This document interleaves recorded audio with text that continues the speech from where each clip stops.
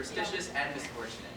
In between each routine, there'll be a fun round of improv, especially the one after the show, where you, the audience, are welcome on stage. Before we jump in, here are a few announcements. Please refrain from taking any photos or videos during the performance. In the event of an emergency, please exit via the doors you entered through, as to not disturb our performers backstage. And during the show, please keep the center aisle clear at all times.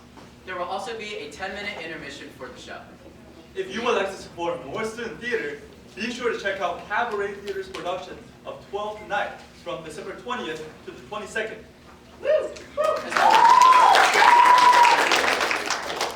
As well as Livingston Theater Company's production of Footloose from February 12th to 15th.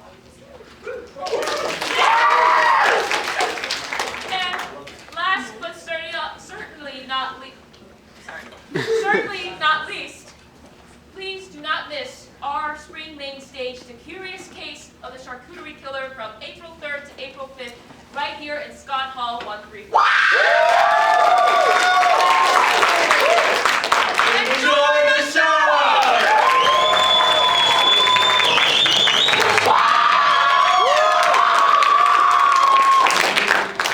Hello, how are all of you doing? We're going to open the show 2 years in a row. I don't know if that's a good sign or a really bad sign. If you couldn't tell from all the marketing or by looking at a calendar today, it is Friday the 13th. Kind of a scary day, you know? But why? What even is Friday the 13th? So I'm going to explain that for you real quick. It is when the Friday, at least once in a year, happens on the 13th day of a month. Whoa. A lot of people think it's unlucky to the point where they avoid their normal routines in doing business, taking flights, or even getting out of bed. Or as I like to call it, Friday. But I think Friday the 13th gets a bad rap. So many bad things happening. A lot of good things can happen on Friday the 13th too, you know? For example, in 1967, President Lyndon B. Johnson signed an executive order to where the government can't discriminate hiring based on gender. Can we get some applause for gender?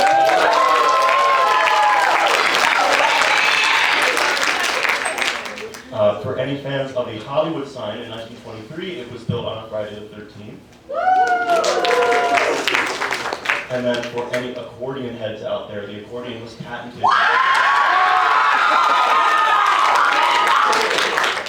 There was more applause for that than gender equality. Wow.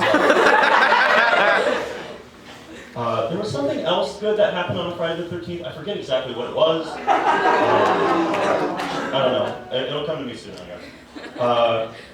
But all of this happening and being good on Friday the 13th leads me to a conclusion that if this superstition isn't real, then all superstitions must not be real, right? That only makes sense. So that's what I'm going to be talking about today. I'm going to be debunking some very fraud superstitions. All right, so the first superstition I would like to tackle today is black cats. For anyone who is not aware of the superstition around black cats, it's if you see one walking in front of you, it's bad luck. Specifically, if it walks away from you, that's even worse. If you see one, it means your family member is going to die. I don't really get that one. But because of all these superstitions, people have treated black cats poorly. I don't know why. I mean, I saw a black cat earlier today. That's nothing bad. And really, they get a bad rap. And they shouldn't, because black cats, they're very cool. They're very sweet little guys, you know? I was eating lettuce. If you didn't know, the reason that black cats have their black fur is really, it's just up to genetics. You know, it's their parents, they have different fur colors, blah, blah, blah, science, genetics, who cares? But all of this makes me think, and I hope it makes you think as well, that if it's caused by genetics, why are the black cats the ones subject to a superstition?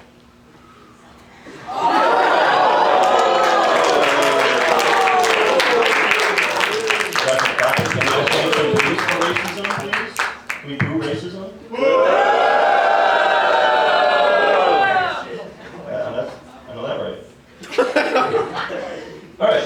we're going to be talking about broken mirrors. If anybody has heard of this one, it is if you break a mirror, you have 7 years of bad luck. It's a very specific number. This one I also don't really believe in, so I decided to do a little bit of research. So in preparation for this show, I broke a mirror 7 years ago.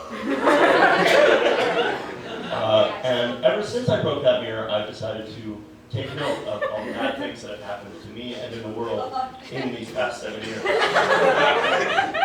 Here's what I found.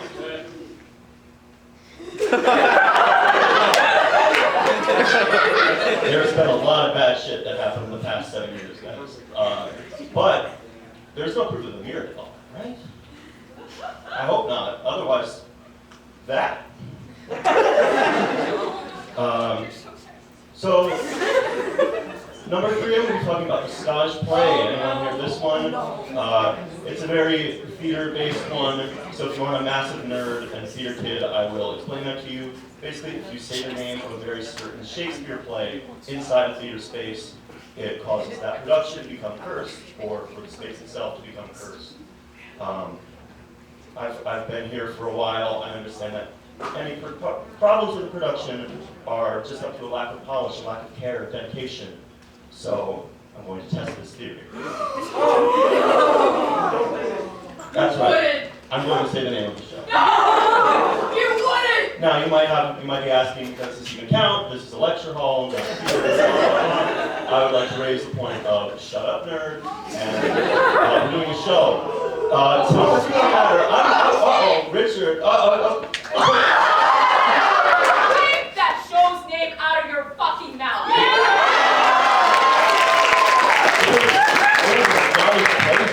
Keep that show's name out your fucking mouth! I'm going, okay? Yeah! Get him! Get him, Melody! Get him! Coordinator of the show just smacked the shit out of me.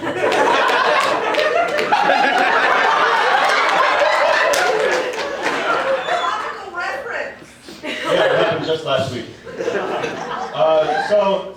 My final one I'm going to be covering tonight is a less of a superstition, more a playground rumor. If you step on a crack, you break your mother's back. Anyone heard of this one? Yeah! I remember hearing this when I was a kid, and I thought, you know, it's probably not true, but, you know, just in case, I'm going to not step on a crack. I love my mom. I would never try to hurt my mom in any way. Until today, I said, fuck.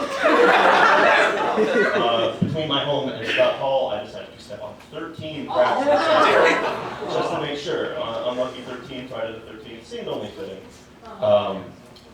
So now I'm going to be doing something fun. I'm going to be calling my mom live on stage. I have my phone hooked up to the Bluetooth speakers. I really hope that works. She has no idea I'm about to do this. And I really hope she picks up, otherwise this is kind of, my whole presentation is kind of screwed. So, without further ado, we're going to use,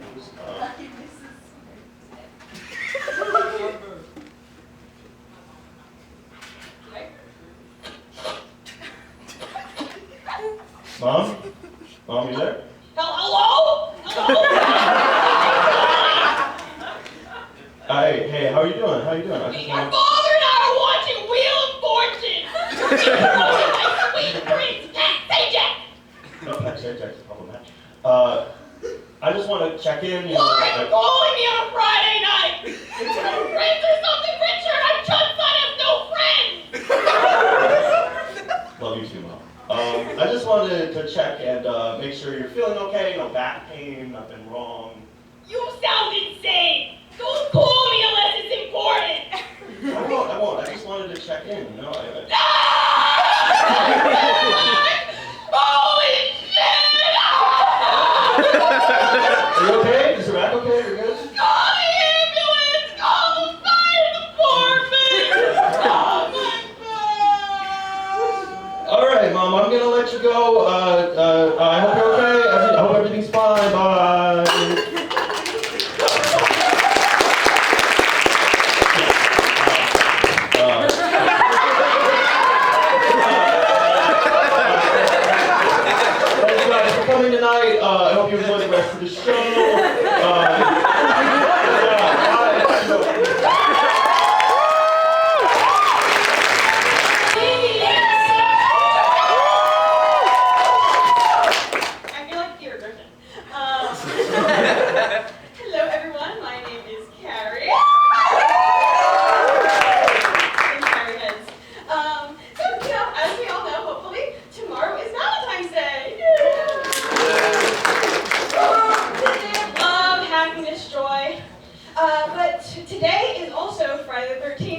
They have misfortune, agony.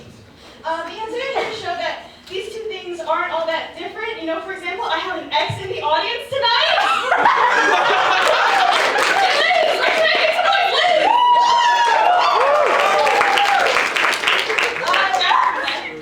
You know what? Just to give you a couple more examples, think about the world's greatest love stories. You know, Romeo and Juliet, Carrie and Big from Sex and the City, my real life parents.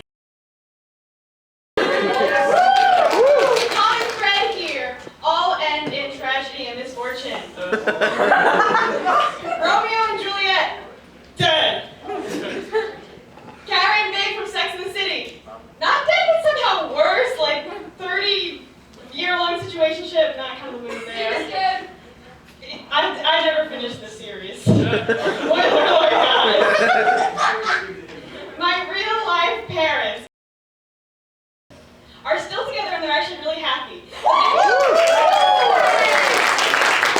They do live in Florida, so hey. Okay, hope. But you know, the common thread of all of these love stories, the misfortune is caused by the men in the relationship. Romeo couldn't hang on for like 10 fucking seconds, right? For killing himself. Mr. Big couldn't lead her on for like 6 seasons and 2 movies. My dad couldn't like be woke. So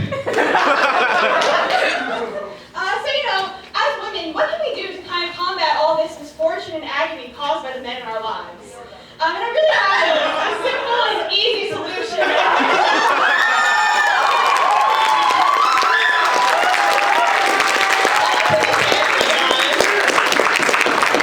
Now, I'm sure some of you in the audience, you know, listen to Claro, drink your matcha, say, Carrie, no, man.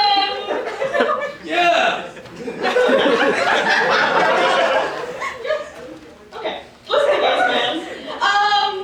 But you know, I say short, you know, I think we should do this ethically. I think we should think, where can I find the most evil, awful, vile, chud-chopped, manipulative, formative, just cringe-ass men?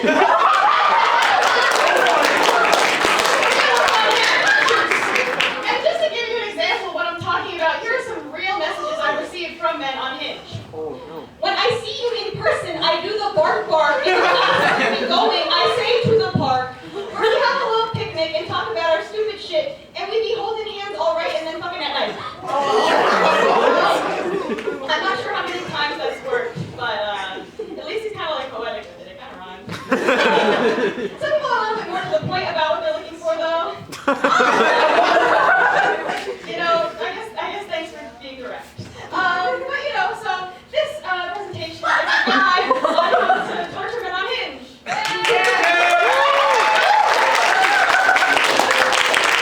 First to start, you're going to start out by making your profile. You know, so I would start by choosing some photos where you feel confident in yourself. So maybe somewhere you're at work and kind of always important to have other people in your photos to show that you have friends or perhaps enemies that you're trying to eliminate.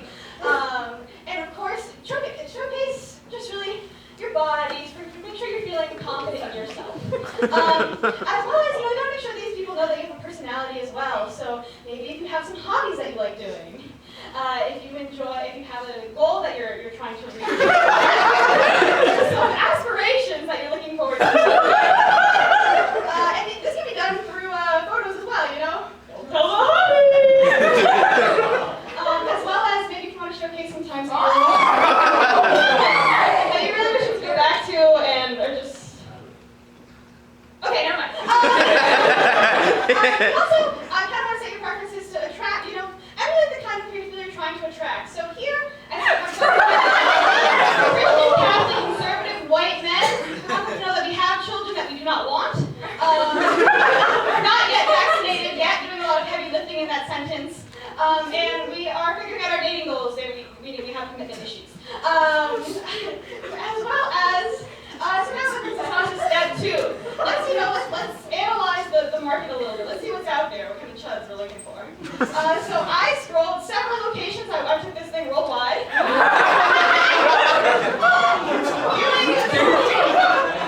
Viewing a total of 133 documented profiles and 5 metrics. Just to break down the numbers a little bit because this is a scientific endeavor. Shout out to my friend Colin Royal Flush for helping me put this together.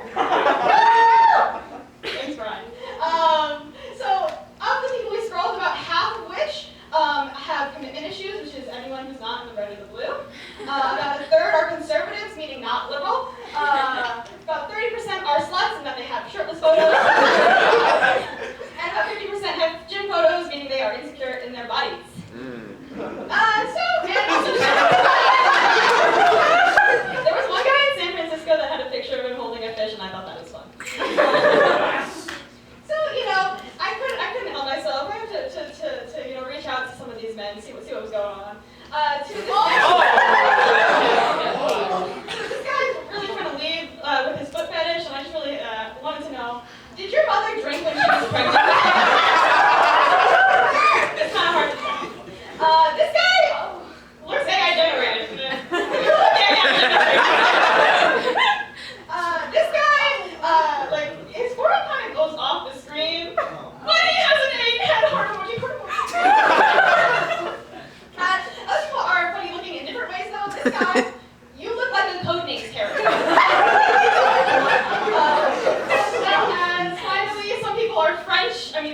People are French. To which I say, baguette. And so, this is all fun and games, but I think it just would be more satisfying if we targeted systemically the most evil, vile, deplorable, awful, terrible, synonym, the scum people on the face of the earth. Which brings me to part 3. Torturing ice agents for sport.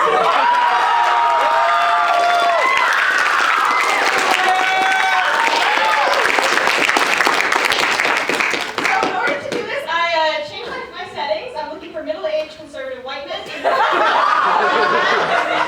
this is just like a really interesting dating pool in general. I just wanted to show you some of my favorites. Old men, I like maybe to see his eyes behind his glasses. Golden retriever energy. Oh! Take a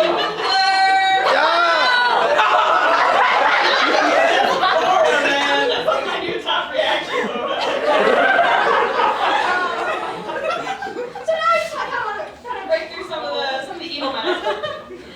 So starting off with Ethan from Hinge.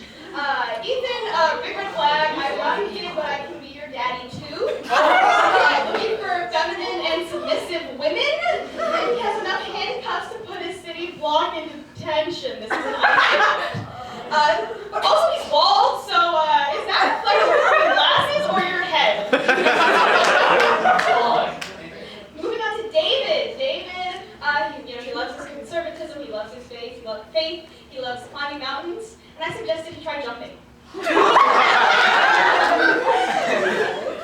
Kevin, he has a quote of a gun, conservative, he does garage work all over the state, which is what I would say if I was a secret ICE agent. But also, he's looking for raw honesty, the good and the bad, which is something I can respect. So I just thought I'd let him know that maybe you should smile less. And finally, Adam. Adam just kind of fit our bill, fit all the demographics. Also, he had a hot dad, so who's the hottie on the left? But these are all fun and games, but no one as intriguing and interesting as my friend Doug. My friend Doug had a lot of interesting information on his profile. And it was kind of hard to figure out what he was looking for, in terms of sexuality, fear. So I just thought, I'd go out, shoot my shot, and ask, hey Doug, you look gay in this photo. And Doug responded. So now we're gonna go through this conversation and see what Doug had to say for us. And to help me out with this, I'm gonna bring up my friend Phoenix. Reading the part of Helen Parr, and I will be reading the part of Doug from So, let's begin. You look gay in this photo. Thanks! That's what I was going for! I'm assuming you were going for the stupid. Look! Because all your pics are animated! Takes one to know one, Doug. Good one, idiot! Takes one to know one, Doug. Is that all you got? Is that what the last man who slept with you said? You mean your dad? Was it you or I heard screaming, fuck me harder, Dad?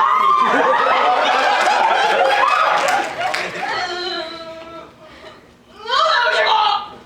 My mother is transgender. At this point in the conversation, I would like to note that I was using my brother's phone number on this this account, and he kind of jumped in on a lot of this, so I'll let you guess who's Carrie and who's Jace. That doesn't surprise me. Are you an ICE agent? Of course that doesn't surprise you. You slept with her. Why? Did you get the chain? I'm an illegal alien. I immigrated from a dark You couldn't tell that was my 18-year-old brother. I'm not an idiot nerd, so I have no idea where that's at. Whoa, that's a big word for you. No, not really. Why do you show your face? You can't be that ugly. I'm a dude. And you've got nothing better to do than troll people on a dating app? I swing both ways. I prefer straight men, though. Well, I'm not interested in dudes, so peace. I am a biological female, though.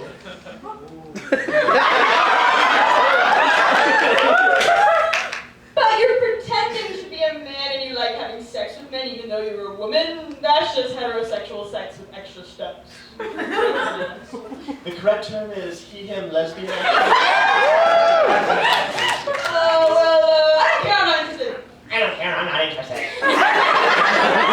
At which point he unmatched me.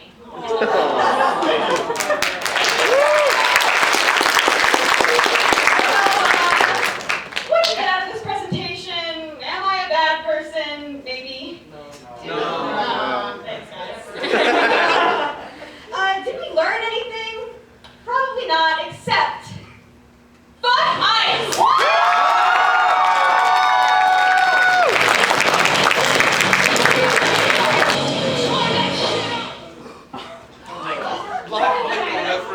Hello, friends. My name is Michael, and I'm CAS's improv coordinator. So, Yes. as we said, there will be improv sections in between the chat-chats. So, please join me in welcoming our performers, Angie, Kevin, Sal, and Emma on stage.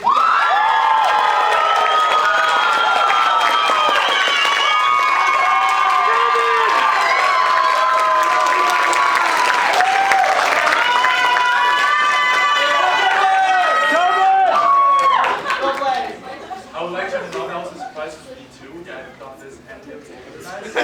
So, okay, so this game, very simple. It's called Show Me That. How this game works is that Angie and Kevin will be engaged in an instance. So improv, improvise act, and which at any point I can yell, "Show me that." For example, Kevin, what do you like? Pizza. Show me that. I like pizza. And Sal and Emma on the outside will come towards the middle and show what does that look like. Hey, buddy. I ain't got time for that. I got 15 pints to go out the next 10 minutes. I want the money. I need that pizza. I need it now. That's tough. You gotta go talk to the girls. Back to the scene!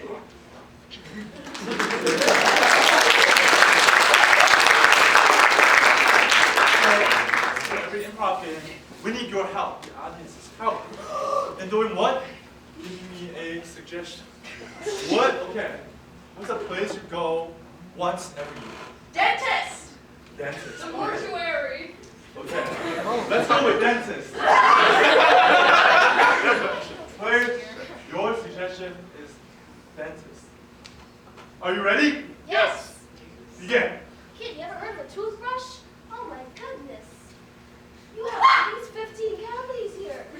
Ew. I was trying to increase the number. It's called setting a New Year's resolution. Oh, yeah. I'll try to increase the number. That was part of my New Year resolution. Hey, what's going on? Man. I've been trying to skydive. I've been trying to go on a motorcycle. Anything I can do to break each bone. As you can see. Back to the scene! No. Kid, we gotta get you in here right away. Oh my gosh. How are you still standing here? Sit down Lots here. of energy please. drinks. Oh my goodness.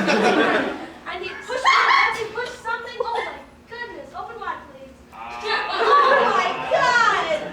Oh my goodness. All right. I'm gonna need the needles. I'm gonna need the saws. I don't like the sauce. I like the movie. Yeah. This may hurt just a little bit. Show me that. This may hurt just a little bit. Doc, I broke it. You just gonna have to just cut it off. Just cut it off. Sure thing, buddy. This is what I live for. Say cheese.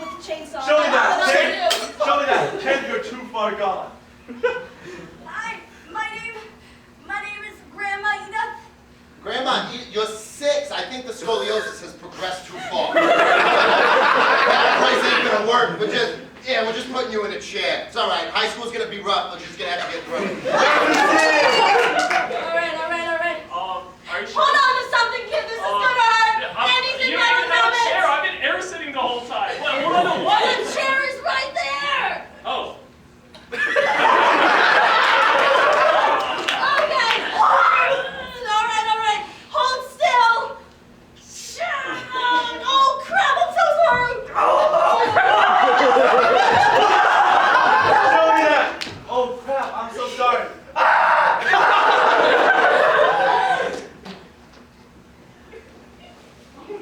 Hi! My name is Leah, and I'm 3 years old. Not allowed to live in a school zone. Fuck this!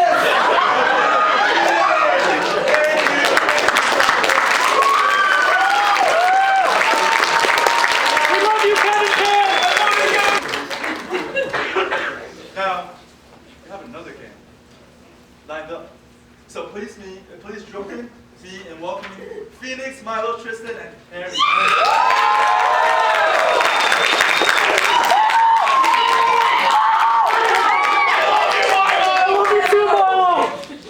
Yeah. This game is called House Party.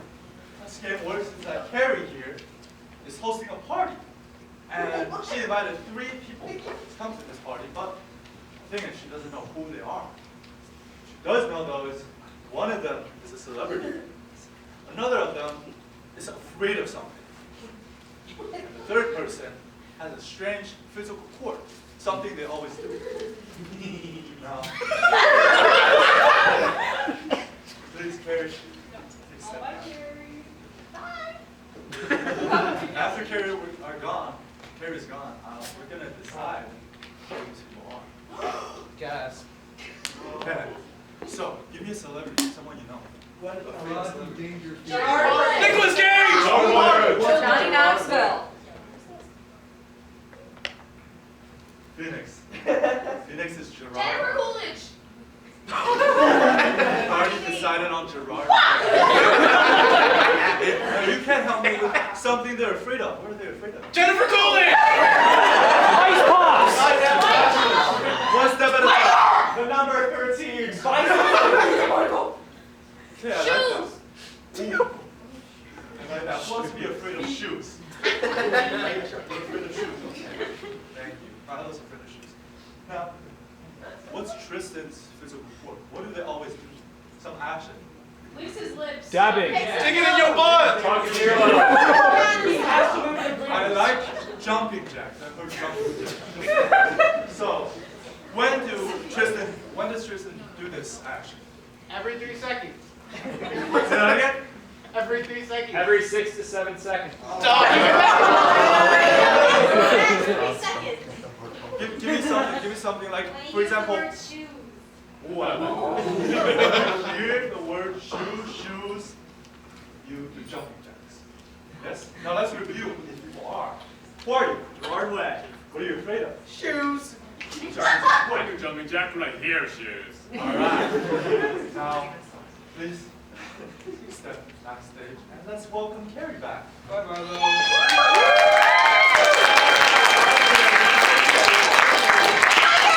Carrie.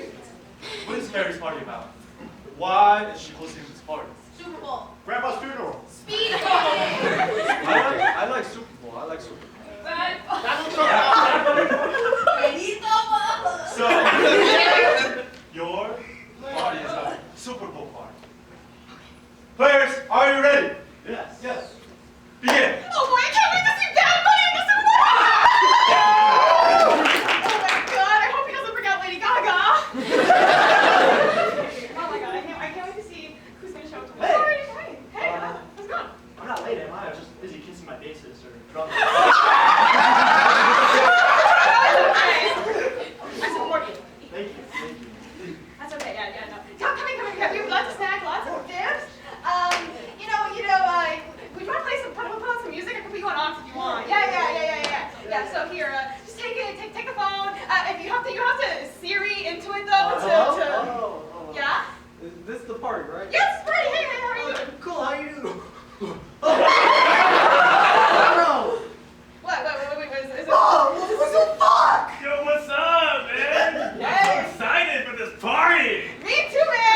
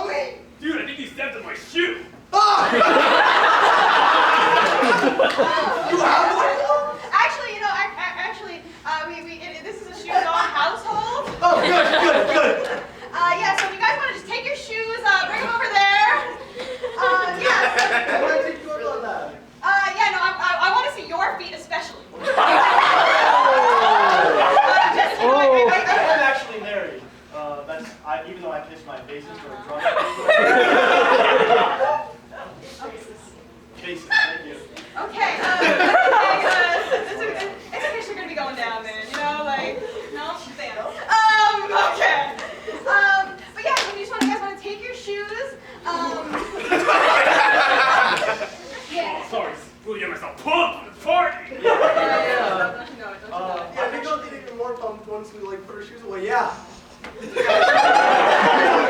I'd actually sing instead of just like playing. Yeah, no, actually, that'd be great, Let's all listen to pregame Bad Bunny. What's the worst that I can say? Better the faster. Yeah, no. Pretty good, right? Yeah, I think. Yeah. Are you guys like making a comeback or something? Word on the street's been saying, man. I think so. So, yeah, so if you guys want to just take your shoes, take them off. Jumping jack when I say the word shoes. Oh, don't you know it. Miles, look at your feet. You. No.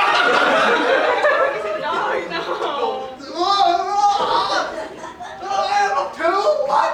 Yeah, so okay, guys. Sit down and have seats. I'm just gonna recline, I think.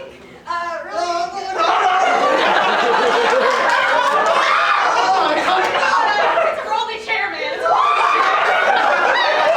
A reclining chair for people who are afraid of feet or shoes.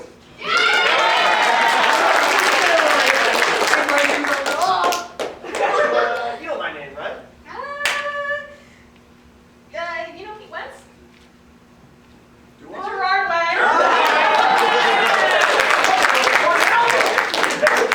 Yeah, man. I don't really have a team that I root for. I just hope everyone has fun. Please, another big round of applause for amazing performance.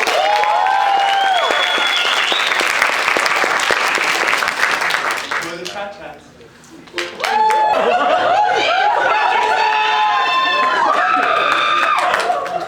I love you, Jason Derulo.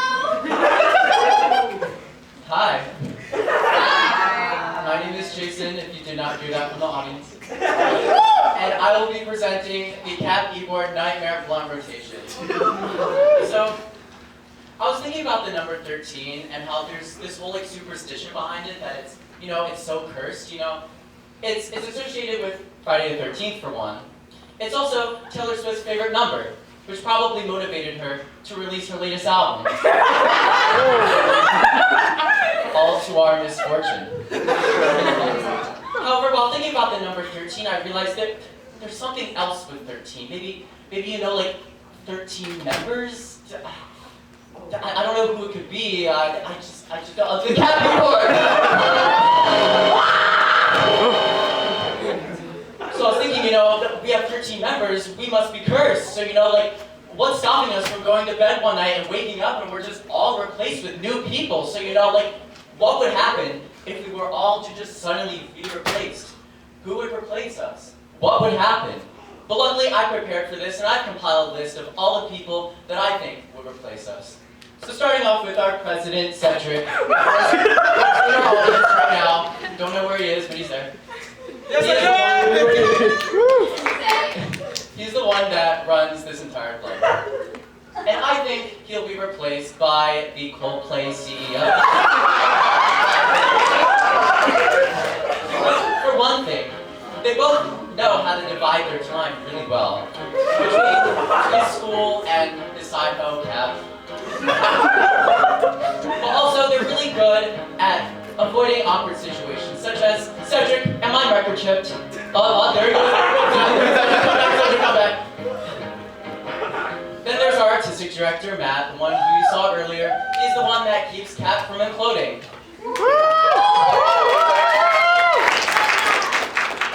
I think that he'll be replaced by SpongeBob.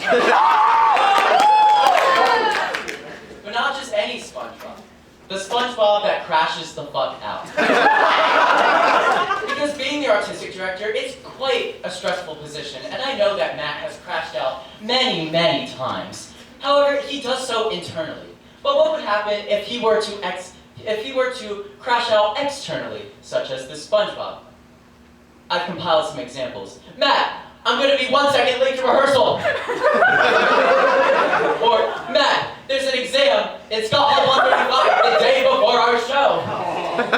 Or, Matt, a second recasting has hit the Cap Halloween show. Or, Matt, you have to go back in time and relive Cap's production of Clue. But right now, this SpongeBob's energy, you know, it's at a 10, but I think it really has to go down to a 7, maybe even a 6. No? Then there's our director of communications, Grace, who's doing our spotlight back there.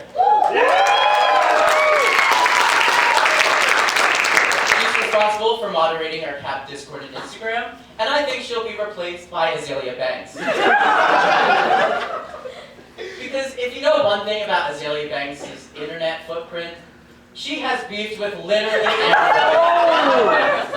It's gotten to a point where if you haven't beefed with Azalea Banks, like you're in a minority.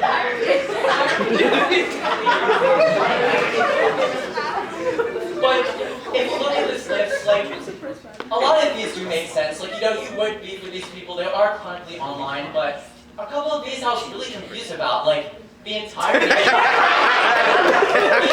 nations of Ireland and Sweden. Like, do they have their own Twitter accounts or something? Like, how do you beef with an entire nation? How do you insult that many people at once? Like, what did Zara Larson ever do to Azalea Banks? But you know, a connection's a connection. I think the more people that Azalea Banks is beefs with, the more people will know about CAB, and will spread the word. Then there's our director of finance, the one who controls all our finances, and I think she'll be replaced by George Santos. But again, not just any George Santos, trans lesbian.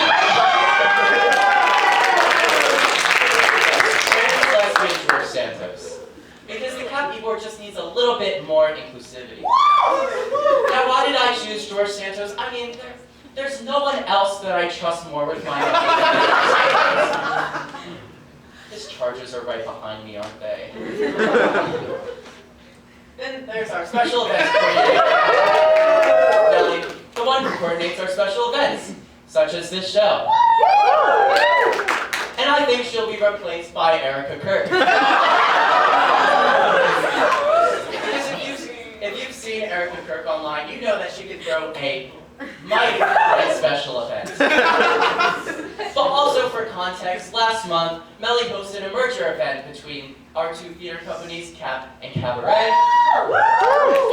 It was a very fun event, we all had a good time. But you know who else hosted their own merger event? Erica Kirk. With who, you might ask?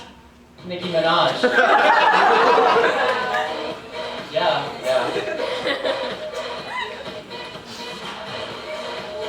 Then there's our marketing chair, Brenda, the one who makes all our Instagram posts, and she's also here in the audience somewhere.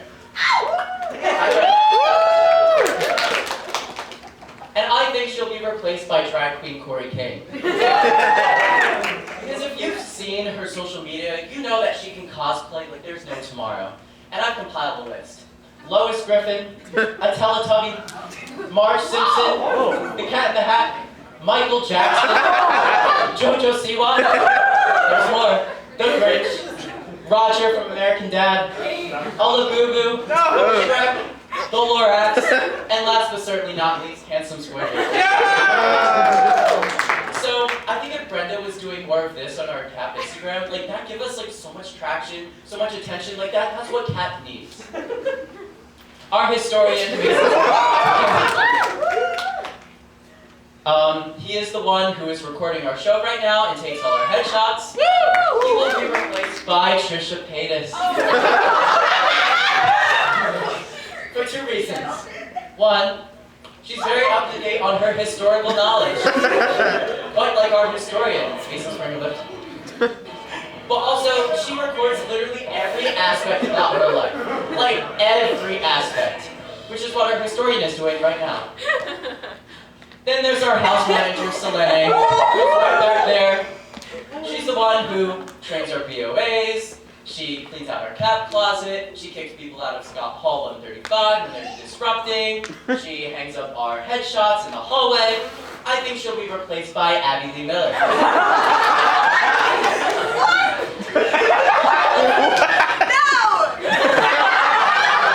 Well, like, just imagine it. Like, you come to see a CAP show and the first person that greets you is Abby Lee Miller. You're seeing a CAP show and you're actively disrupting, and actively Miller comes in on her wheelchair to pick her up. And last but not least, she'll put all your headshots into a pyramid. You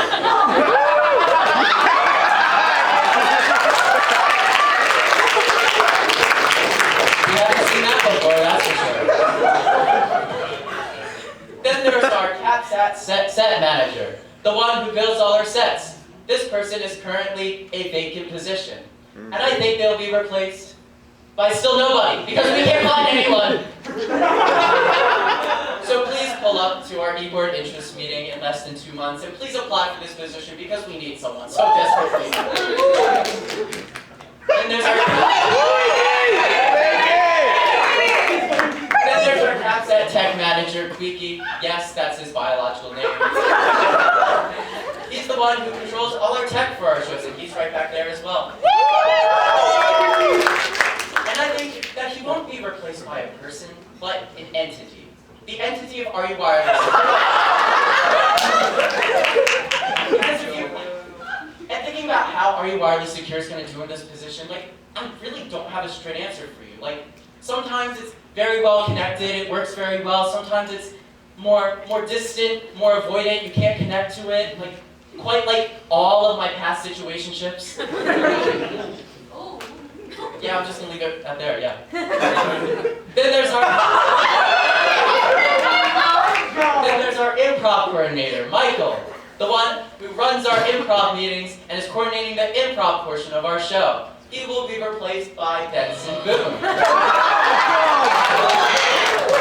And I don't need to do much explanation on this because, like, this man just has to be improvised. He just gets up on stage and does a backflip every single time. Like, he has to have, like, another trick up his sleeve. Like, yeah.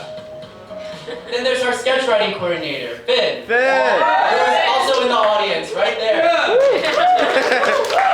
He runs our sketch writing meetings and gets sketches submitted for our sketch shows. He'll be replaced by Ice Spice. Because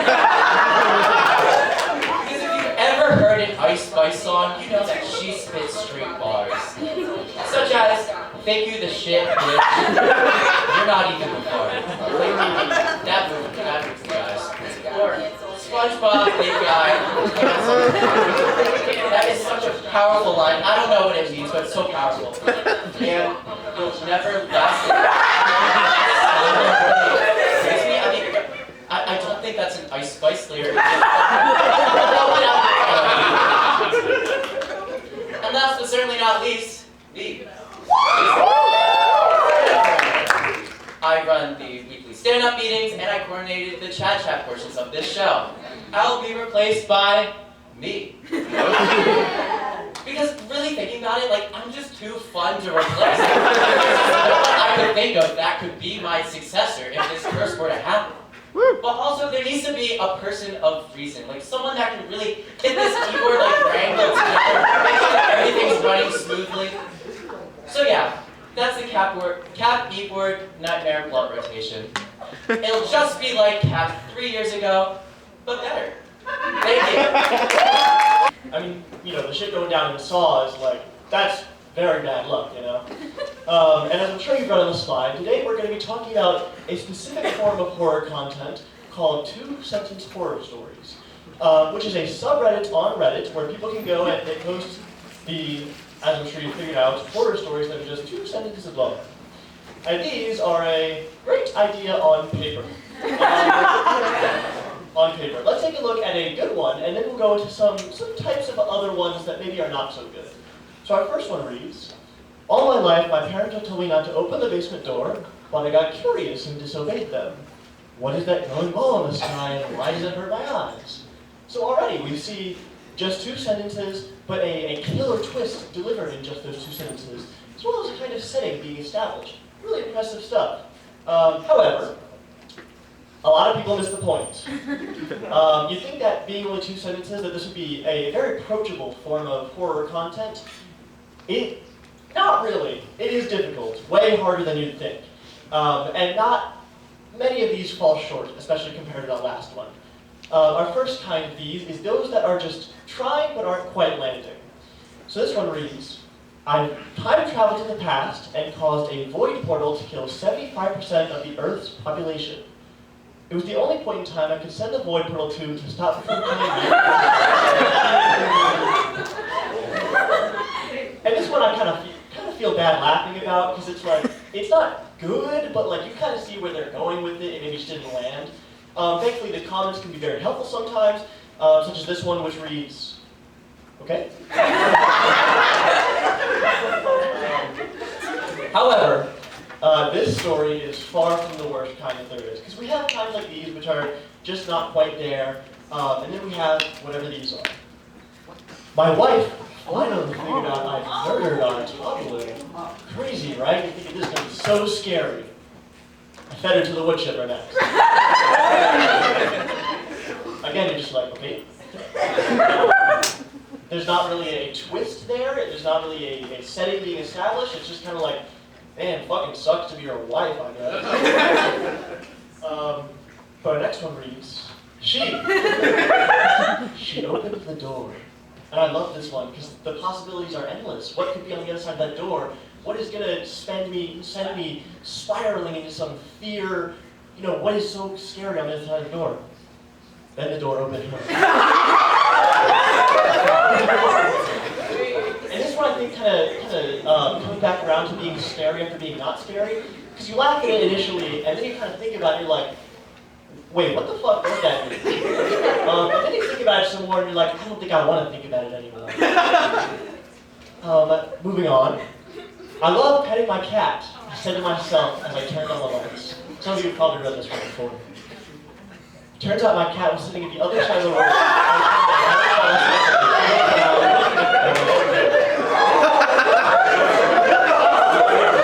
Fun stuff. And while this one, I wouldn't call it scary, I think there's a hidden horror here, being that I can never unread it. This one also leaves me with a big question here. Why does your cat feel like a ball sack? Why is it out? Why is it out? Because either, right, your cat is really fucked up, or that clown is a really nicely trimmed bush. In that case, like, respect. But then we have a different kind of these two-sided horror stories that are bad in a different way. I call them fake twist because the twist at the end is so bad that you wish it was fake. It kills all the momentum that you had. And so here's our first example. This tastes like almonds. My ill-mannered wife, mouthful of cake, blurted out as she ate her last meal. That would be the almond extract. And see, this one, it has some potential, right? Because you're thinking, oh, she's allergic to almonds, or there's poison in the cake, or something mischievous is brewing. It's much better than that. As I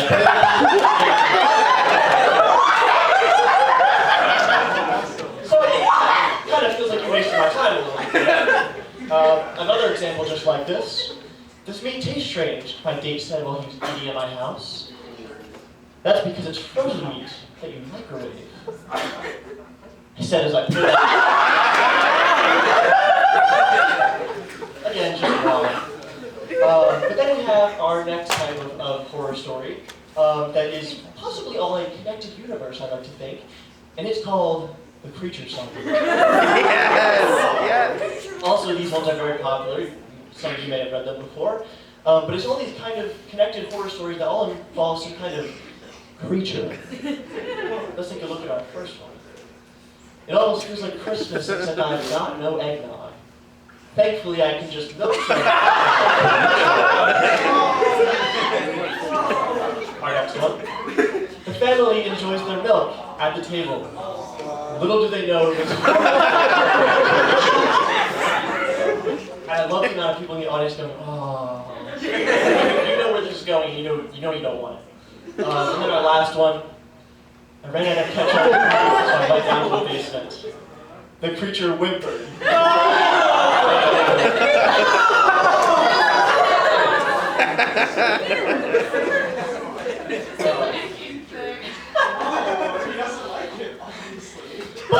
But before I leave you tonight, I would like to do a little activity with all of you.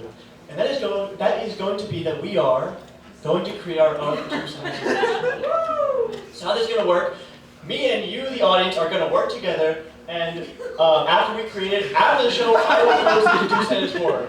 And you can go on Reddit, you can see it, or I'll post updates on the CAP Discord server. So if you're not in that, you can join it and maybe see some other cool stuff. How this is going to work, we're going to have a setup and a twist. The setup, we're going to have 3 options to choose from as well as for the twist, and then we'll do some fill in the blank. So for our setup, we have, I was having a blast at location until I saw noun. The police finally discovered who verbed the noun, or why does it smell like noun, said my noun. So if you want option A, cheer as loud as you can. Yeah. Okay. Option B. Yeah. Okay. And option C. We're gonna go with option C. Why does it smell like noun, said my noun. What is our first noun? Call some out. Piss! Charlie Kirk. Alright, I heard piss. The other option I heard was maybe a little too topical. So why does it smell like piss, said my noun. Who is saying this? Markiplier! Markiplier! Why does it smell like piss, said my Markiplier. And then we have our twist. Our options are, that's when noun appeared and verbed. Get ready to verb, I said. Or, it was already too late when noun started verbing. Alright, let's hear it for option A. Option B. And option C. Yeah! That one guy. So we go with option B. Get ready to verb, I said adverbingly. And reminder, our first part of the sentence is, why does it smell like piss, said my Markiplier. Get ready to verb, I said adverbingly. What is our verb? Jordan! Okay.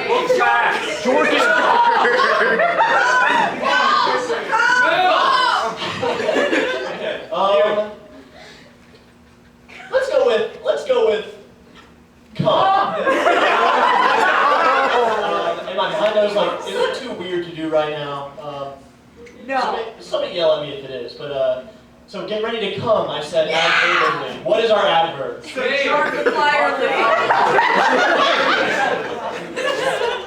Okay, Seductively!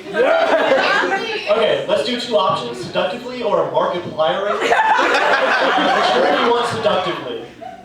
Okay, markipliering. So our full horror story is, why does it smell like piss, said my Markiplier. Get ready to come, I said, Markiplier. Thank you, I said, getting ready to end my chat. You're welcome, said the Rutgers pisser, who started pissing me.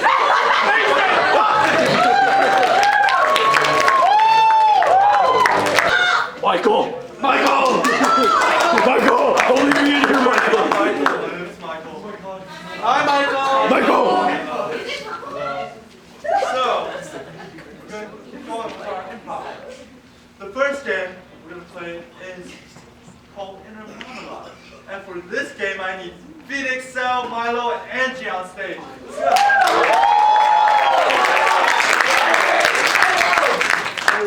go! So, how this game works, as I said, it's called Inner Monologue. So before the scene, each of our performers will have their back turned towards one. Thank you. And anytime they feel compelled, they can turn around, step up, and introduce themselves. Who are they? What do they want? Who do they know? No? So, for example, Milo, introduce yourself. Hello, everybody. My name is Markiplier. That's an introduction. And then, after all 4 people have introduced themselves, we'll start the scene. Performers don't want to see again. So, during any time of the scene, I can yell, for example, Phoenix, inner monologue. I'm so depressed, man. It sucks. Okay, back to the scene. It's easy, it's simple. Now, I want you to think of a situation you find yourself in. That makes you think a lot. Think about this a lot, all the time. Situation or someone you know. The All-American Halftime Show. Okay.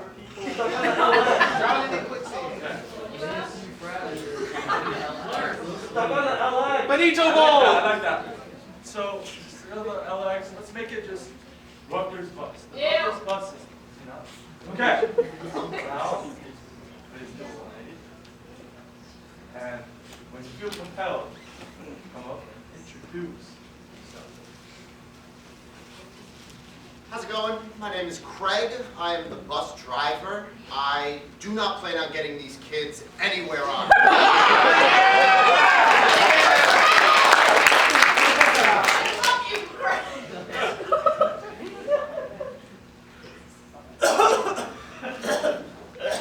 I just like to drive around on the bus and annoy people. I'm not even going anywhere. I just like to be on the bus.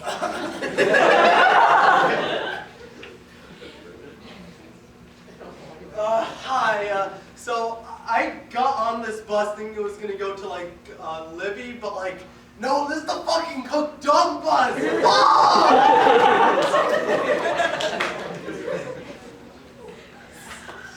My name is Nick. I'm really freaking out right now. I think there's a bomb on this bus.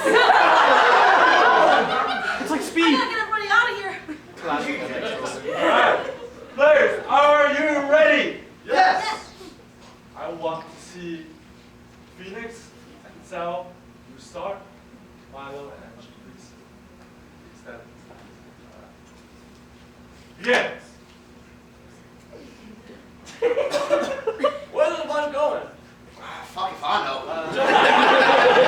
Sal, and monologue. Think I know where this thing goes? I will drive into New Brunswick, and when the bus is full, I stop and fly. Back to the scene.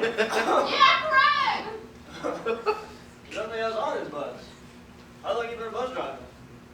I've been driving since your mother was a baby. Are you on the bus? Why are you fucking asking? Come on, kid, you ain't gonna get off, you can get on. No, don't get on the bus. Please don't get on the bus. Everybody get off, please, please. Don't you hear that? Don't you hear the ticking right now? I know the LX bus is bad, but it can't be that bad, right? Angie, inner monologue. Guys, I hear it in my brain. It's a tick, tick. It's gonna blow. I have to get Back to everybody the off. scene. Guys, you gotta believe. You hear it, right? Tick, tick. Tick, lady, that's the brakes. They service these buses once every 5 years. Do you have any water? It is my right as a New Brunswick citizen to ride on this bus. Or I'm gonna keep riding. Sir, if you value your life, you will get off this bus right now. Phoenix, inner monologue. I'm playing. You know what I fucking value? I value my rights as a citizen. I'm gonna practice them all. Back to the scene. You're not stopping this bus. I gotta get to my class. It just started -5 minutes ago. I'm gonna be late. You're gonna be later, buddy. Matter. Later. I like your vibe, dude. Listen, I got nothing going on. Right now, we got 15 miles of traffic. Shit to get around. Milo, inner monologue. God, why is there always so much traffic? I just want to get to my stupid, like, business class wearing crayons and shit. You know what? What's your name? Jonathan? Martin. I'm gonna be so morose with you. I got throws. It's like over You there. got a bag or something? Do it off of the bus, please. Yeah. Where? We're on a bus. I can't just like. Oh, bus driver, please, pull over right now. Now that we can't do, because if I pull over, they're gonna get off. And they can't get off. Inner monologue. I'm gonna pass out. Oh, I'm not gonna see my family ever again. Back to the scene. Oh my gosh. How can I see my family if I fail this class because I keep missing it? Oh, brother. Class this, class that. Guys, priorities! Wait, is anybody wearing a watch? No. Leave the bomb! Come on, get off! Sir, that's it, I'm taking the wheel. Give me that!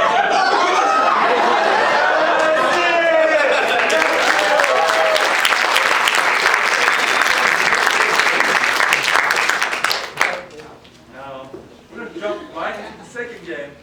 Let's welcome Kevin, Tristan, Carrie, and Emma on stage.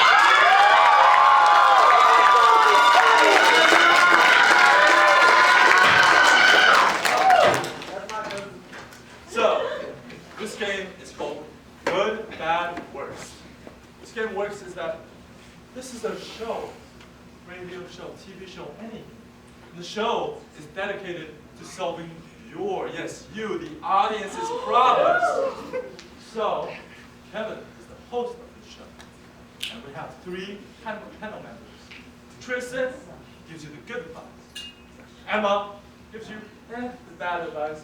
And Carrie gives out the worst advice. So, let me hear an area in your life that you have questions. I can't get it up. My girlfriend is pregnant. Something more general, so... I can't get it down. There's a bomb on the bus! It's on the bus.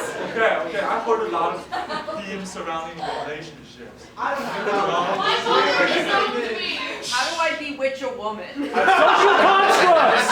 My sister keeps using my toothbrush. Oh, you probably cheated on me. Save your questions. They all have an answer now. So, your suggestion is relationship. This show is about relationship. Solving relationship problems. Players, are you ready? Yes. Yes. Yes. Yes! Begin. What's up, party people? Let me hear you say yeah! Welcome to our show. Are these 3 people we found on the street smarter than you? Where they have all the answers to your problems. And today's theme is relationship advice. Yeah, sure, whatever. Numbers and numbers. Are there any people in the audience with relationship-related problems? You, sir, in the striped shirt. Yeah, so I signed up for the matchmaking thing on Go Back Fairies. I like any of my matches, and this Valentine's, I don't have anyone. Your question is what to do when you're all alone on the Valentine's Day. I literally know you. Your time for talking is over. Hi, friend. My name is Steve. I don't know him. I must say that when you're trying to find a relationship, you should just go out in person, find someone that you'll find one eventually. It won't all fail, like what I had with Ben, and then it'll all work out.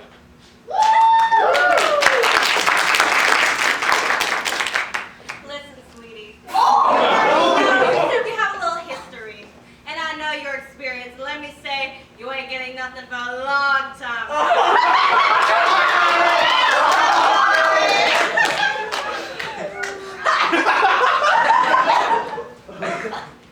Hey, my name is Doug.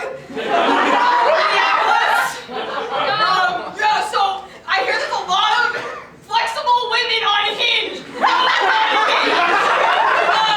And if they don't respond to your messages, just pester them. Keep messaging them because they're not people. I know you want me, Doug. It's okay. They say showmances never end well. Now, do we have any other audience members with burning questions? You there. So I was alone on Valentine's Day, and I just had like a cylinder. So I was just, like playing with it, and I kind of got stuck in like a tubular structure. No. Damages. If it's important, it's not damaged. Getting deja vu. Panel members, your question is how to get a cylinder out of a slightly larger tube without damages. It is imperative that the cylinder is not damaged. I think that it's just an ordinary cylinder, so you can be as gentle as you'd like. It's funny you say that. I actually think I matched with you way back. I heard something about them saying that they were trying to get something out with a cylinder. I'm sure it was fun and I match with everyone. Baby. So, sir, madam, gender, they, whatever you want to be called. Okay? As long as you know how to move your hips, you'll be okay. If you need some classes, call me or find me on Hinge. Yeah, so bro, I've been there. What's your, a lot of cylinders in this world. I like cars.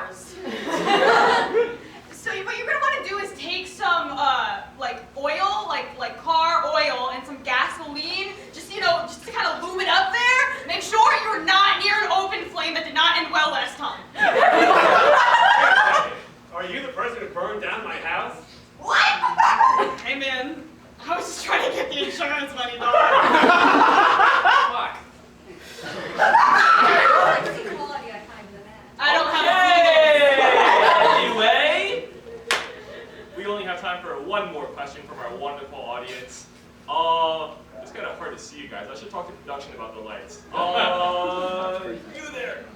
My ex-girlfriend asked me to come to her stand-up.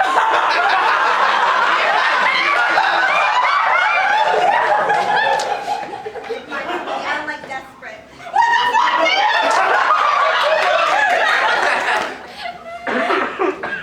Is that it? That was kind of a statement, not a question. I don't want to go. She's not funny. I feel like you're answering your question. I'm gonna ask someone else actually. You there, sir, with the two-color hair. So I was part of a happy couple on Valentine's Day, but I'm sorry, I'm having trouble coping. A man ran straight through my girlfriend and how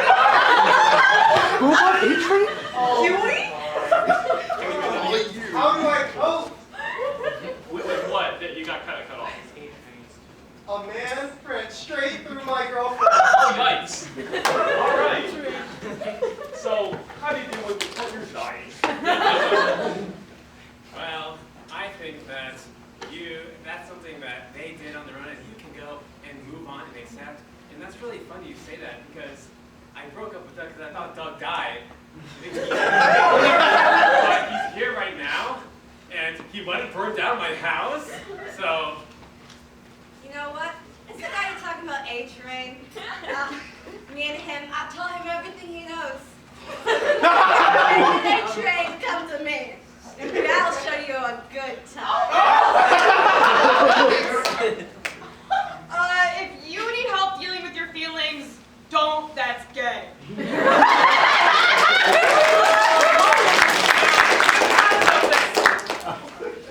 Damn, y'all are fuckless. Okay. So yeah, the 5-hour energy I took before the show is kind of wearing off now. We're gonna cut to commercials. Have a good night, everyone.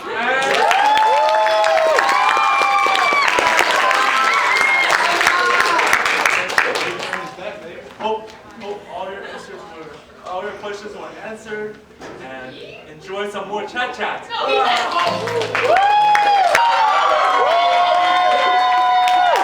Alright, unfortunately, production could only ensure one roundup per show. Sorry, guys. So, if we could just make some noise if you guys find yourselves superstitious in any way, shape, or form. Alright, I bring to you Superstitions Suck, presentation by Sal Grasso. Now, superstitions all generally revolve around the question of, is the universe watching us? Does it control what we do? What do you guys think? yes. Yes. I am a part of the universe, thus the universe controls me. No, that's I don't know how to respond to that. So this is the point. But we're here, so let's test the theory. Alright? We're going to play a game called This or That. I'm going to show us a situation, and you guys tell me if it was caused by this or that. Alright? Here's the situation. A real flat tire I got on the way to campus last week. Now, was this caused by an umbrella I opened indoors, a broken mirror, or the curb I cracked doing 35 miles an hour? What do you guys think? The umbrella. When you say the umbrella, you guys are the people I'm behind on College Avenue. Now, let's talk about a superstition. No, sorry, Bill Murray. There we go. All right, let's take a trip down to Gobbler's Knob. That's really what it's called, guys. That's a flag there. I don't want nothing to do with that. But the people of Gobbler's Knob, they have access to meteorological equipment, satellites. People go to school for years to become meteorologists. People in Gobbler's Knob, they have Phil. Now, for lack of a better term, Phil is the worst meteorologist. There he is. Now, there have been 19 different Punks 20 Phils since 1886, according to People magazine. In that time, there have been 140 groundhog days in which Phil has seen his shadow 109 times. Now, in total, he has been accurate 35% of the time. I hate to tell you this, the groundhog doesn't know what he's talking about. But hang on. Was that an attribution? Yeah, there it is, right there. Now, why would I tell you what People magazine said in reference to how many groundhogs have been in Punk's 20 film? Because if you ask the Punk's 20 Groundhog Club, they will tell you that Phil is 140 years old and stayed immortal by drinking the elixir of life. This might beg the question. There's a Punk's 20 Groundhog Club? Oh yeah, there is. And they've got an inner circle. Now, this inner circle all has wild names and titles like Butch Filber, the Iceman.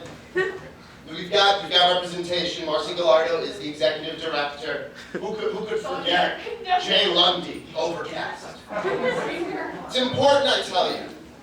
This is real, guys. Remember this picture? Look at this guy. No one has any reason to be this happy. I don't know that I've ever made a woman this happy. This is A.J. DeRoom, his handsman and rainmaker. Remember this guy? That's the vice president, known in worldly terms as Dan McGinley. Now, maybe you don't quite like him. Maybe you're more a fan of Rob McCoy, Downpour, perhaps Patrick Casady, Head Huntsman. But we can't talk about these roles without talking about the president, Tom Dunkel, Shingle Shaker. Once again, this is real, guys. These people really do this. And I think this is the best part. They don't know a goddamn thing about groundhogs. My exhibit A. In March of 2024, Punk's 20 Phil fathered 2 children. The president's response? We did not think that this would happen in captivity, because it never has. But apparently, we were wrong. This is the Dunkel explained. This is the president. It's as high as it goes. Now, what makes President Tom Dunkel, Shingle Shaker, think that he can understand Punxsutawney Phil? Why, I talked to Phil with the use of my cane, which allows me to speak groundhog. And he could not be more excited to start a family. Now, that's a real happy quote to give to the media, right? If you take a look on the Punxsutawney Phil's Wikipedia page, because fucking course he has one, you'll read, the inner circle disowns the babies from ever inheriting their father's position. What? So anyways, come to Gobbler's Mouth. Come visit the inner circle. Come see President Tom Dunkel. Shingle Shaker. If spring comes early, you're welcome. If it doesn't, blame Phil. I don't know, guys.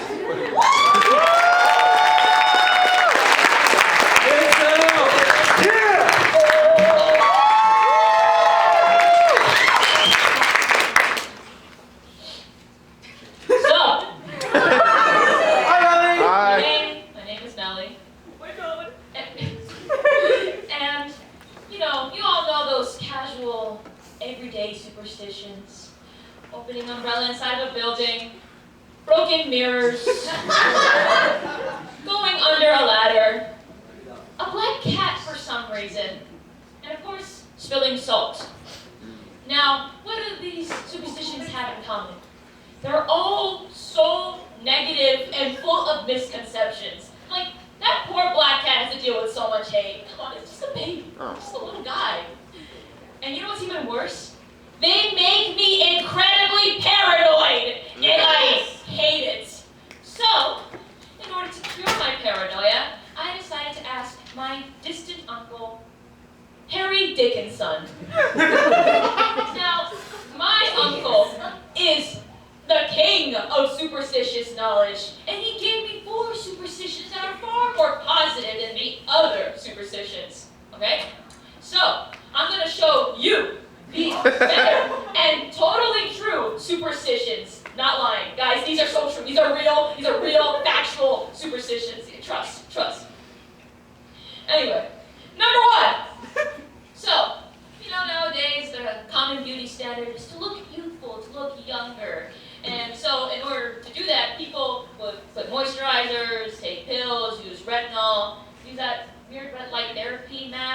to look like Dr. Doom or Sunny from iRobot. Does that thing actually work, guys? Like, I seriously. But anyway, my uncle said, you know what? This superstition is better. This superstition says to hell with all that expensive skincare shit. And he called it the Sanderson Go-Go Broom Broom. Now, you may be asking, why is it called Sanderson Go-Go Broom Broom? Because it is based off the Sanderson sisters. And if you've never seen Hocus Pocus before, it's basically these three witches, the Sanderson sisters, steal the souls of young children and to make themselves more immortal and youthful. So my uncle said to follow their motto, to steal youth from the youth. Trust me, guys, trust. So he told me that it involves 3 steps. Step 1, you grab a broom.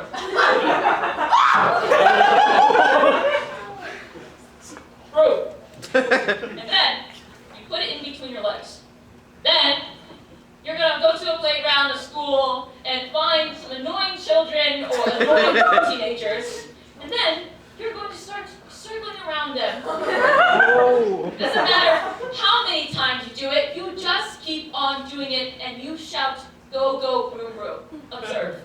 Go, go, broom, broom, go, go, broom, broom, broom. And if amongst the running you forget the lines, you just start screaming, ah!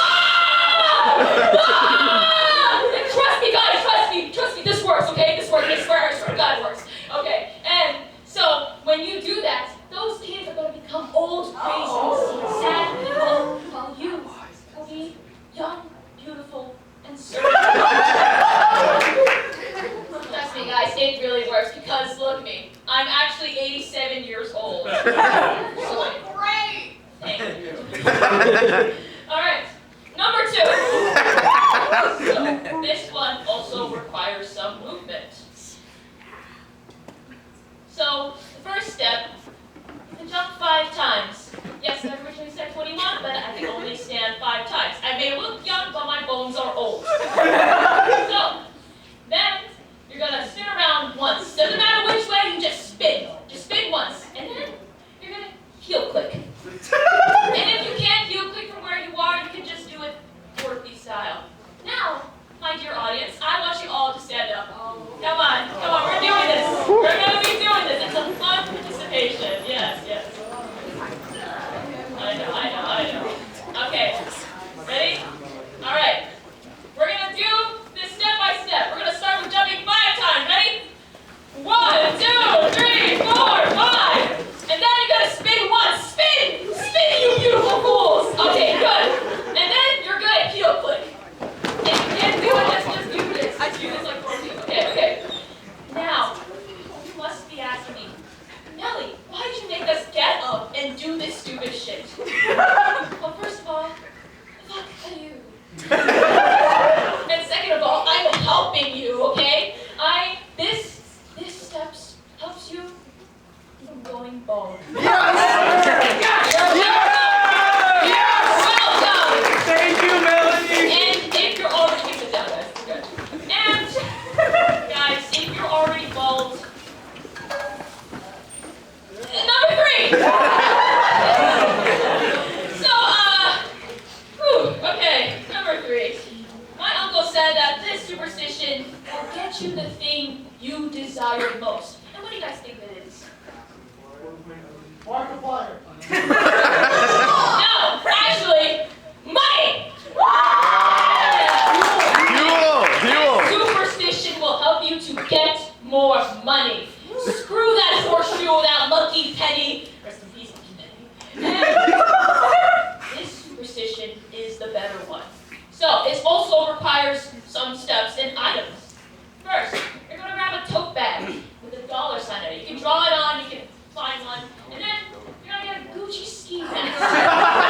So, look, see this? You're trying to manifest wealth, manifest luxury. And then you're going to buy a gun. Several of them, because somehow Americans are still able to do that. And, gee, guys, I wonder where we can use all these useful items in a very specific area. Oh, God.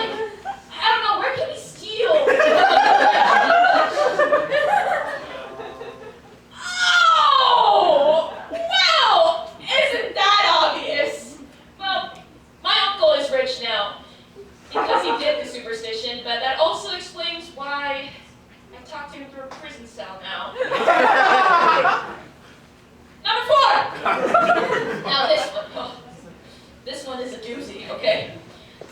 Sometimes people do this unintentionally, and it makes me look at pickles differently now. So, my uncle Harry Dickinson loves pickles, and so we call this superstition the 13 pickle bites. So, first you're gonna do is you're gonna grab a jar of pickles. Doesn't matter what brand, any brand is fine. And then, from all those pickles, you're gonna take all those pickles out and you're only gonna leave in 3 pickles. Now why 3 pickles? Because with those 3 pickles, you're gonna channel your 3rd eye. Oh yeah, with that, you're gonna be able to see the future, see visions beyond this plane.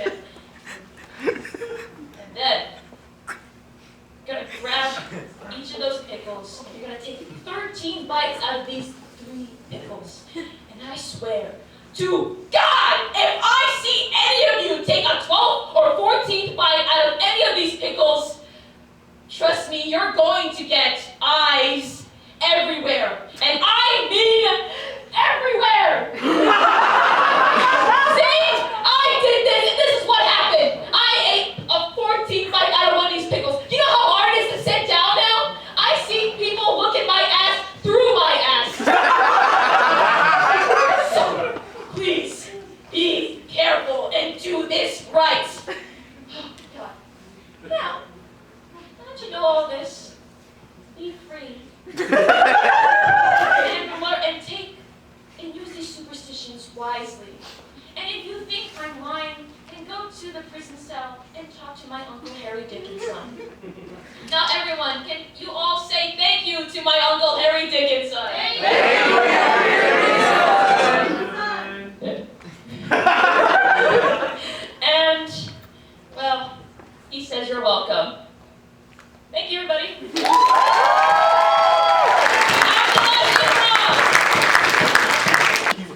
Hello, guys. Hi. Hi. And we're gonna jump straight into our improv session. So let's welcome Angie, Milo, Carrie, and Kevin on stage.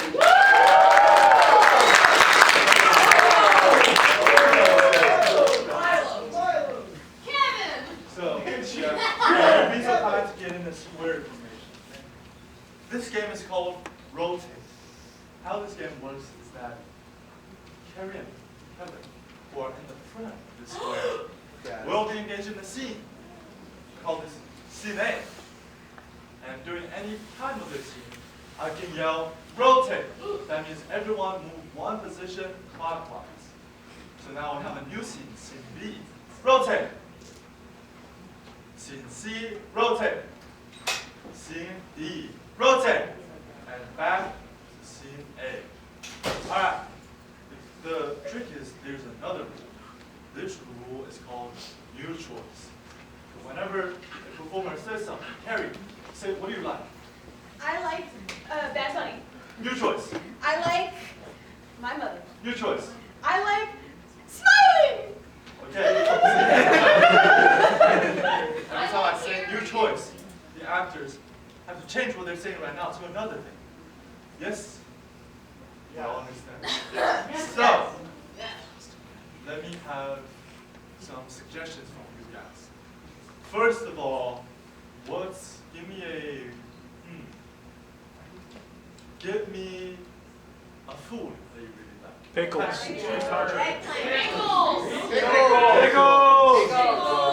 Correct. Your suggestion is pickle. Pickles. See that however you want, if you're eating, if you're making them. All right. Rotate.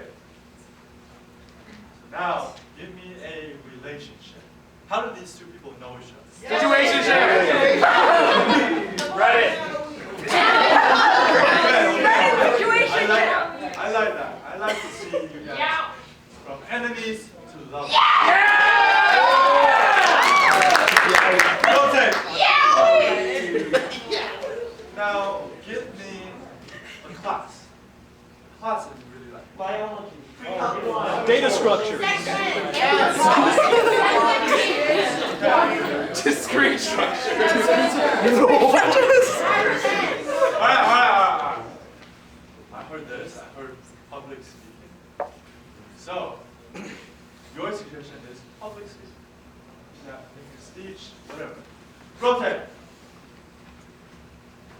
Alright, now, what do you associate with winter? Pain. Hot chocolate. Fury.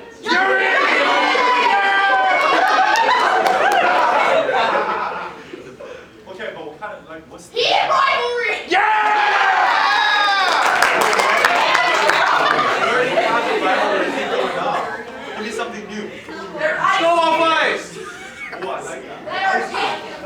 Ice. Rotate. Let's review our suggestions. What's your suggestion? Pickle. Rotate. Yeah. Yeah, rotate. Public speaking. Rotate. Yeah. Ice skating. Right? Rotate. Alright. Players, are you ready? Yes. Yes. Begin. Oh, I turned myself into a pickle. Yes. Oh, Rick, we're getting a losing my hair. Good choice. Rick. What do I know what to do? Morty, have you tried thinking for yourself? No, I don't want to do that. I don't want to do that. Rotate. I fucking hate your I fucking guts. hate you, but you're low-key kind of fine. You're fine. I hate your guts, and that's why I'm gonna rearrange those.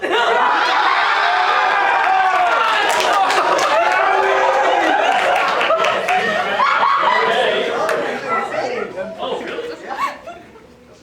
Nice. So, I hate you. I fucking yeah, I hate you. Kevin, new choice. I mean, I guess I hate you a little less.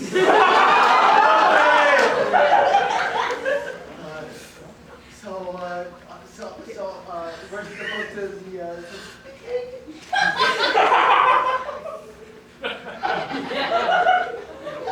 say something. Say anything, please. Don't leave me out here to dry. New pose. You know what? I think this class is giving me the confidence that I really need. Wait, really? Yes! Just think about it. Picture everybody naked. Don't do that, actually. I can't believe we're in the speed synchronized skating portion of the Olympics. Hard left. New direction. Hard right. Full flip. Dual spin, triple F the red. You were supposed to spin 3 times! New reaction. Oh my god! New reaction. Finally, I got that bitch out of here.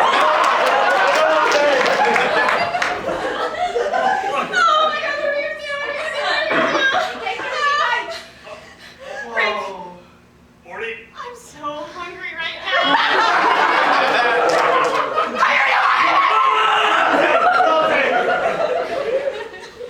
Okay. You said you're like oh my god. You're free Friday night, right? Yeah, so what do you do? Oh, fucking, I don't know. New choice. We could like get a coffee at 12 a.m. New choice. Kill ourselves. Oh, you want to go to let's go to Cafe West at like 5 p.m. Man, you're like really fucking indecisive. That's why I fucking hate you. I can hate you a little less now. Rotate. You could do it. You could do it. I don't know, like, if it was the 5 monsters that I drank, but, like, I'm really feeling it right now, and, like, you could do it. Just scream right now. Okay, Got let me it. Do try. it. Why aren't you screaming?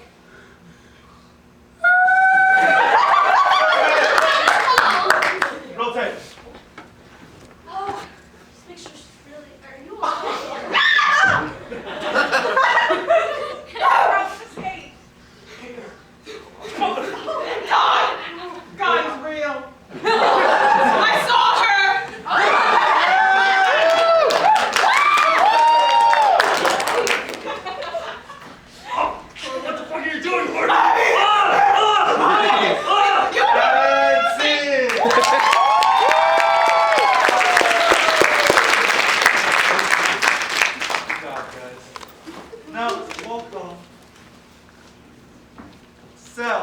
Kristen, Phoenix, and Emma on stage.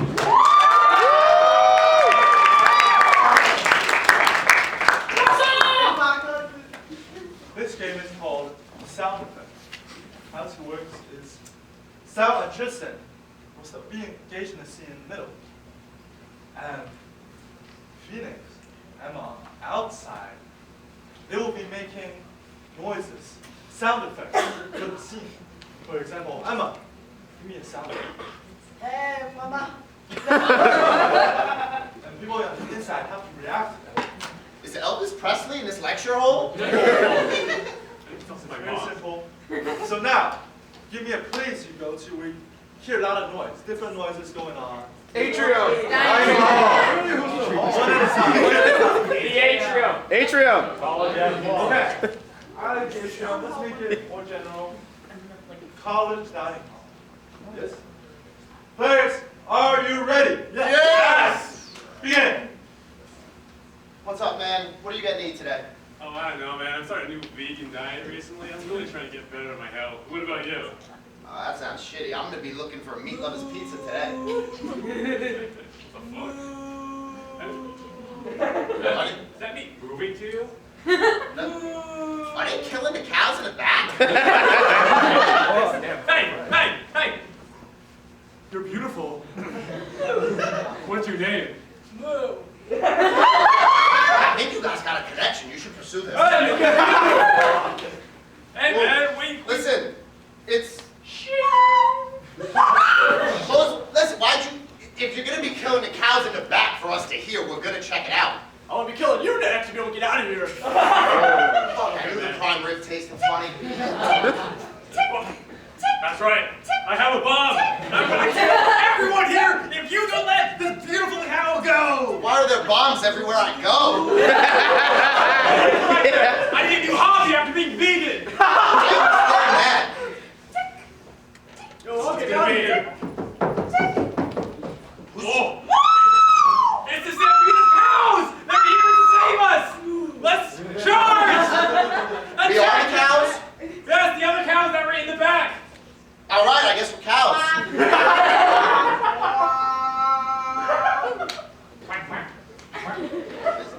Oh, that makes sense. It's not chicken, is it?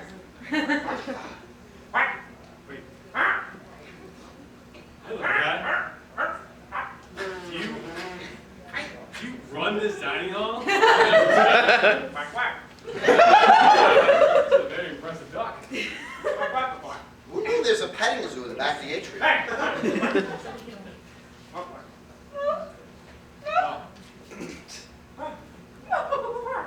Oh. The ducks and the cows are getting a little too cordial. I thought we had something though. Move. This cow fucking hates me. You know what? I don't think I'm gonna be vegan anymore. I'm with you on that one. I think we need to set up these animals some way. We gotta. These explosive animals. Yeah, man. You wanna get out of here? Yeah, I think so. Let's. I don't know. Let's go eat out of Easton. These dining halls are fucked.